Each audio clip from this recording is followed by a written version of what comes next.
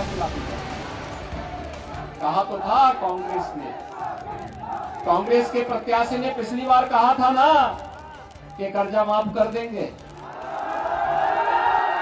कहा था ना 2 लाख तक का कर्जा माफ कर देंगे, कहा था ना।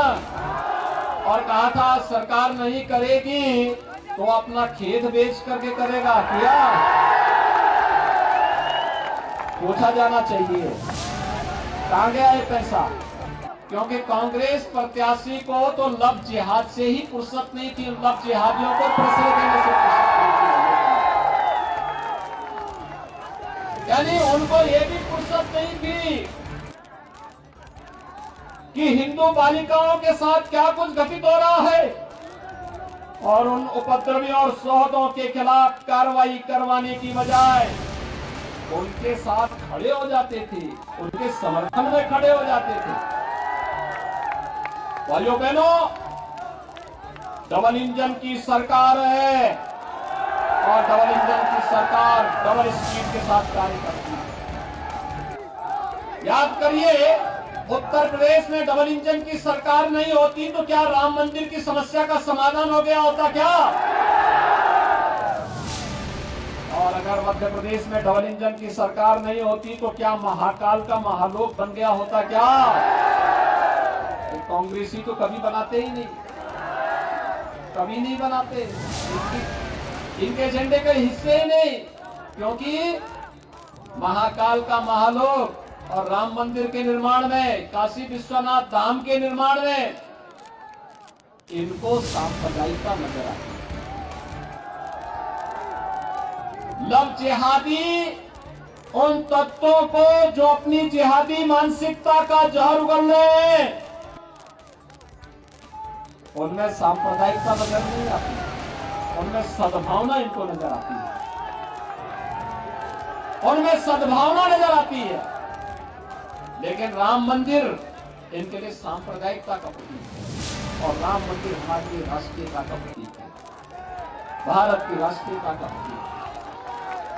ये राष्ट्र मंदिर है, भारत के अंदर राम राज्य की आधारशिला को रखने का प्रयास है।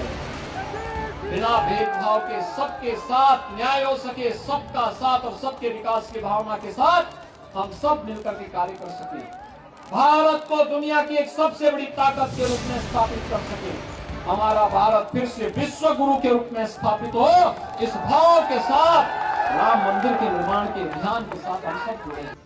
कांग्रेस अगर समस्या का समाधान चाहती, 1947 में देश की आजादी के बाद, 1952 में पहले चुनाव के बाद, वह कभी भी हर घर में शौचालय बनाने का कार्यक्रम कर सकती थी, हर गरीब को घर दे सकती थी, हर गांव तक बिजली पहुंचा सकती थी, हर परिवार को रसोई गैस के उज्ज्वला योजना के कनेक्शन दे सकती थी, भूख से मर रहे लोगों के लिए अन्न की व्यवस्था कर सकती थी, बीमारी से तड़पते हुए लोगों के लिए भी स्वास्थ्य बीमा का कवर दे सकती थी। कांग्रेस ने कुछ भी नहीं किया। यहां तो उल्टा करती थी कांग्रेस, कहती थी देश के संसाधनों पर तो केवल मुसलमानों का अधिकार है, यही तो कहती थी। इस देश का हिंदू कहां जाएगा, कहां जाएगा? और इसके साथ जिस प्रकार का भेदभाव करती थी, भाइयों बहनों, यह देश और इस देश की युवा पीढ़ी को कांग्रेस को कभी माफ नहीं करना चाहिए, कभी माफ नहीं करना चाहिए। राजनीति जिनके लिए पेशा हो जाए, राजनीति जिसको जो लोग अपनी बपौती बना ले, राजनीति छल छद्म और धोखा देने का देश के साथ, समाज के साथ, युवा पीढ़ी के भविष्य के साथ खिलवाड़ करने का जो लोग कुछ प्रयास करते हैं, उन्हें राजनीति के इतिहास को सदैव के समाप्त कर देना चाहिए, दफन कर देना चाहिए। उनके राजनीति की दुकानें हमेशा के लिए बंद हो जानी चाहिए और यही कहने के लिए आज मैं आपके पास आया हूं। भाइयों बहनों, भारतीय जनता पार्टी जो कहती है सो करके दिखाती है। आपने देखा होगा कांग्रेस इस समस्या को समस्या ही बने देना चाहती थी, क्योंकि कांग्रेस की नियति है समस्या, कांग्रेस की पहचान है समस्या। आजादी के 70 वर्षों तक वो देश को समस्या देती रही।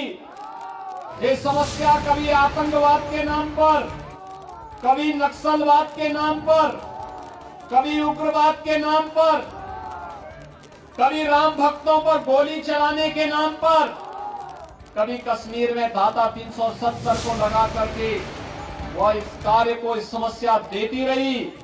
लेकिन भाइयों बहनों, वादा खिलाफी और समस्या ये दोनों कांग्रेस की पहचान है, और भारतीय जनता पार्टी ने जो कहा सो करके दिखाया। हमने कहा था ना कि रामलला हम आएंगे, मंदिर वही बनाएंगे, बोला था ना, बोला था ना, और जो बोला वो करके दिखा दिया। 22 जनवरी 2024 को प्रधानमंत्री मोदी जी के कर कमलों से अयोध्या में 500 वर्षों के बाद रामलला अपने भव्य मंदिर में विराजमान हो गए।